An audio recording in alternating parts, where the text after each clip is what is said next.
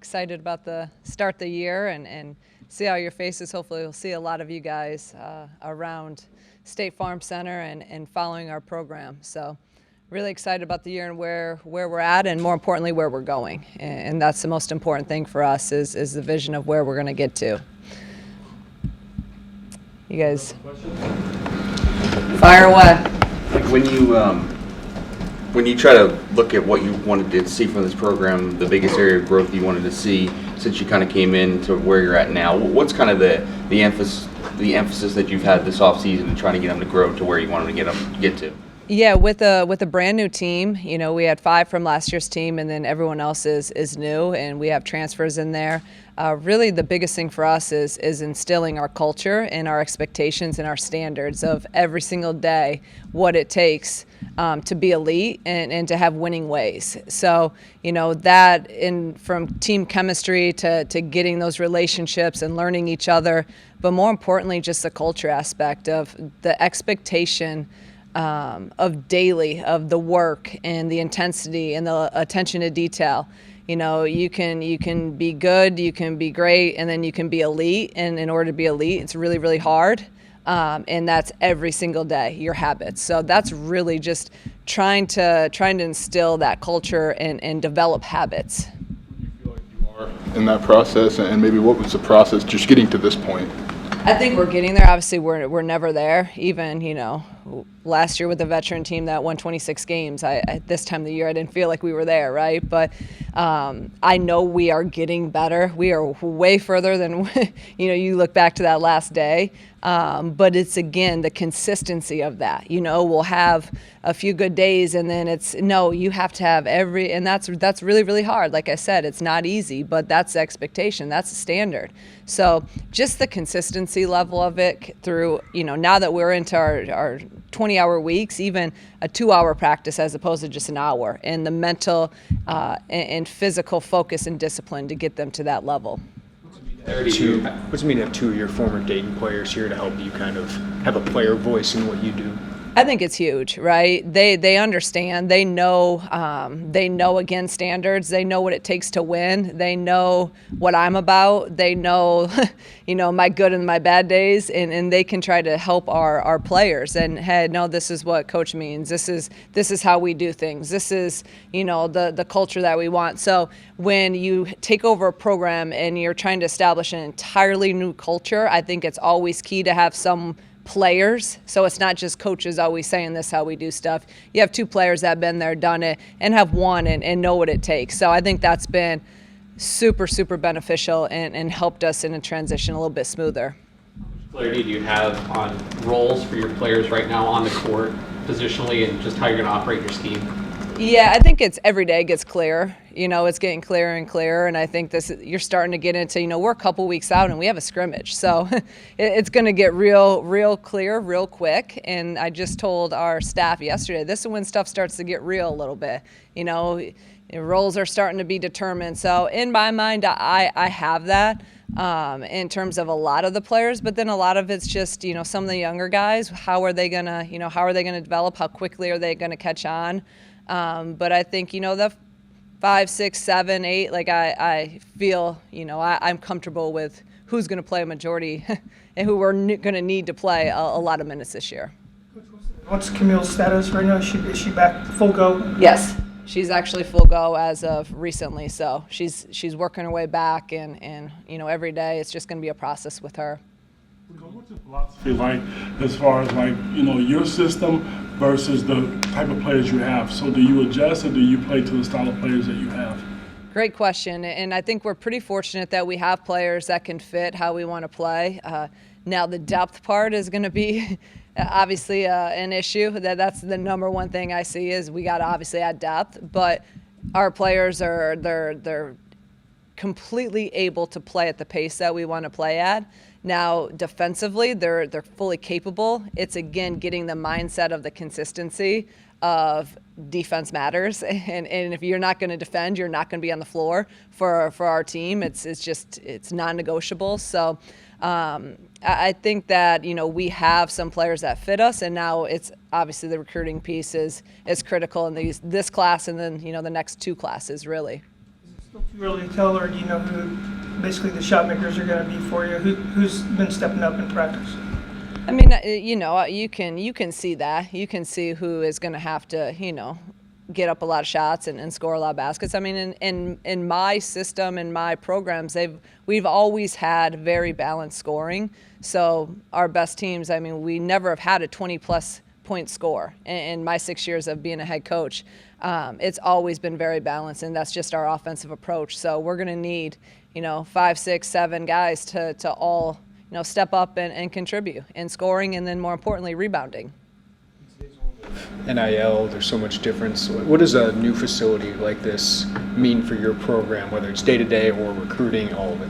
It's huge. I mean, we've now had literally the past 5 weeks we've had official visits on, and I'm telling you, when you walk into that building, it matters, and NIL matters. So those things have really, they've helped us a great deal in terms of the facility, and we can sell that because, like I said, right now, for us, we can't sell tradition. And Coach Underwood can sell. He's won 2 Big Ten titles. We can't do that right now.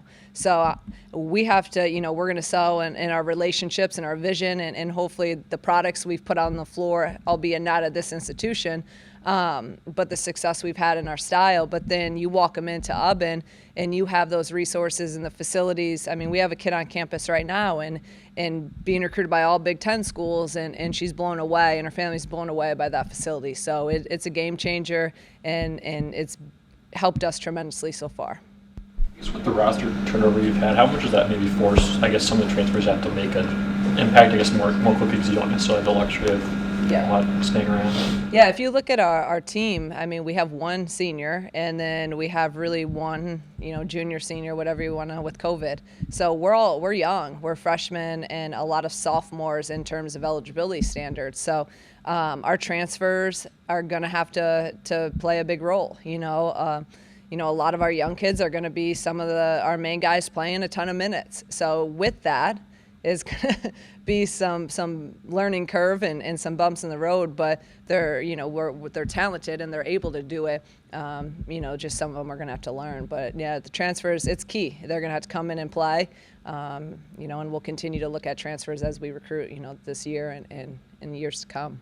With such a young team, are there any more or less challenges with installing that culture, just that you're not maybe correcting some things in the past, which because they're also kind of new to this? Yeah, with a young team, there's always more, right? Because they're just young, and I always say they don't know what they don't know. And so that's where I think it does help having a couple players that are familiar with our culture, because they were just freshmen and, a year or 2 ago, and a very veteran in a very established culture. So they were kind of the younger guys being, mentored by our seniors. So now it's roles have flipped. You look at a Makira, you look at Brandon, like Makira, last year she didn't have to be that leader. Well, now, she has to be. So now she's learned from some great people. She knows what it looks like.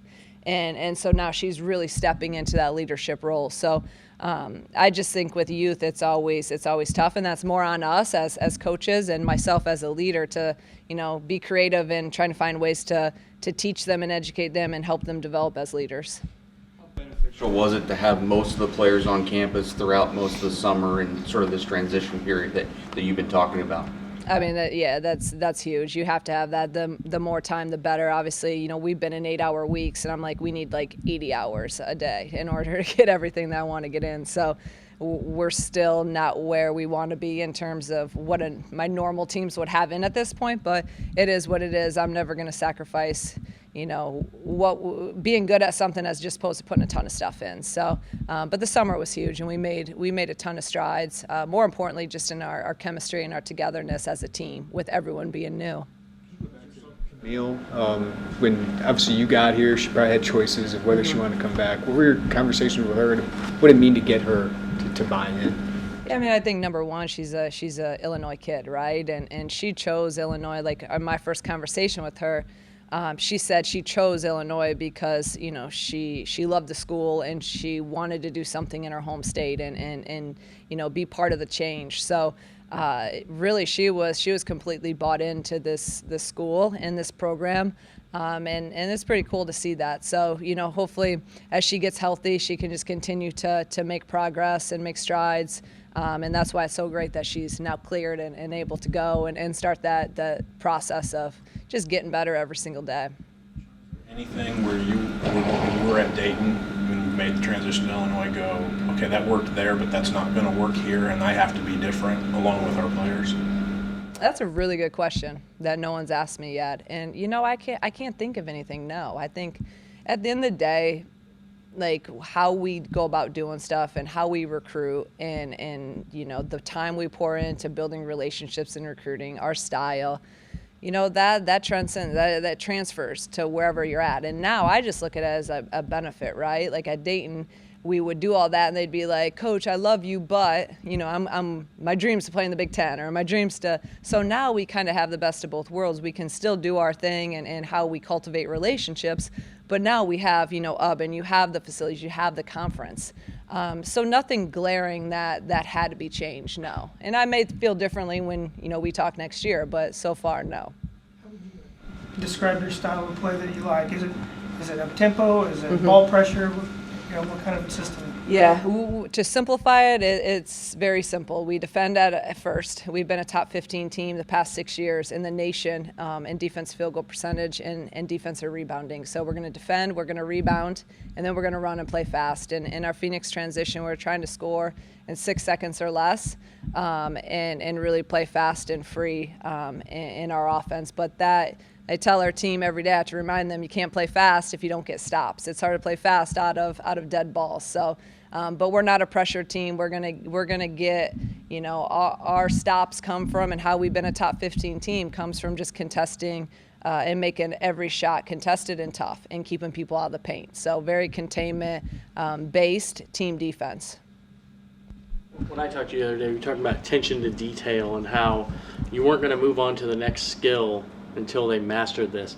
How close are you to getting to move on to the skills you want them to have for the first game? We're pretty close. I mean, again, our defensive system is not too complex. It's very simple, but yet very hard, right? So simple in concept, but hard in discipline and detail and the effort and intensity you need possession by possession.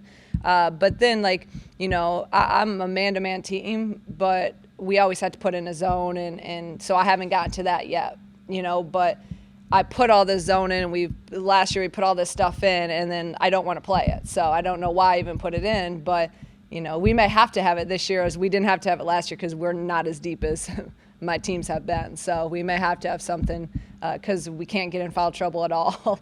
And we can't afford any injuries this year. So we're close. We're close. We're not as far off as what where we should be. You were talking about Dayton transfer. Kyrie Cook, really elite player at Dayton for you. Mm-hmm. What's the transition like for her going to the Big Ten? Is there going to be a transition for her, or is she going to be that level player? She's that level player, no doubt about it. Now it's going to be a transition because people are going to key in on her. Anyone that's watched her or watched us knows she's going to be our go-to player. She's going to have to take a lot of shots. She's going to have the ball in her hands a lot more. She's going to have to run the point more than she did last year. So obviously people are going to be keyed in. So, it's going to look a little bit different, yeah, but if you look at her stats from last year, all of her big games really came against our Big Ten opponents.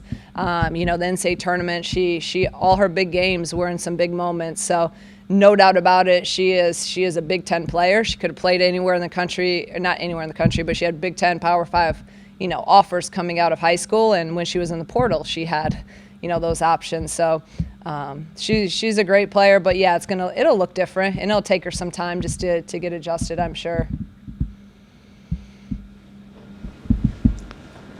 Awesome. Thank you guys, appreciate it.